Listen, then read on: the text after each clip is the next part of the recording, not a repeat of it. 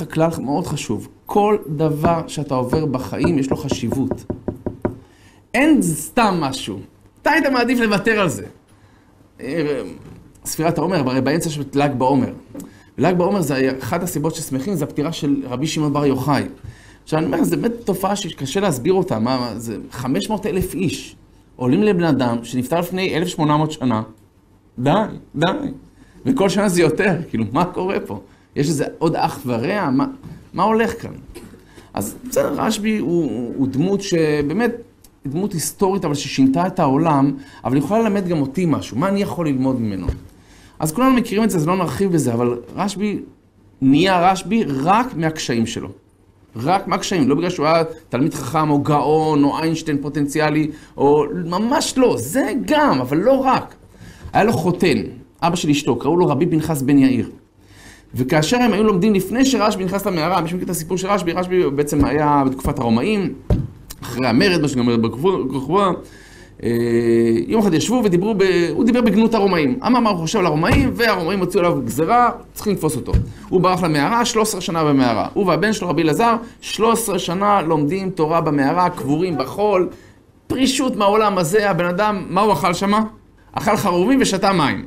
אז כבר פעם שאלנו למה דווקא חרובים? אם כבר אני אלוקים נגיד, כביכול, כן, בלי עכשיו רעיונות, אז אני הייתי מפנק אותו.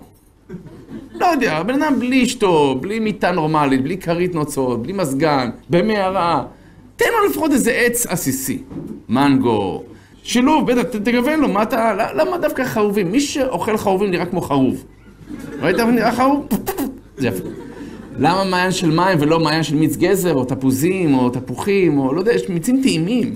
לא רק לא בריאים, יש טעימים. לא, חרובים ומים, ותסתפק בזה חמוד שלי. ואחרי 13 שנה הוא יוצא, והוא הולך לבית המרחץ, וחמיב רואה אותו מלא פצעים בגלל החול.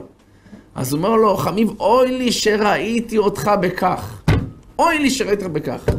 אמר לו רבי שמעון בר יוחאי, אשריך שראית אותי בכך. למה? כי אם לא היית רואה אותי כך, לא הייתי מגיע לכך. מה הכוונה?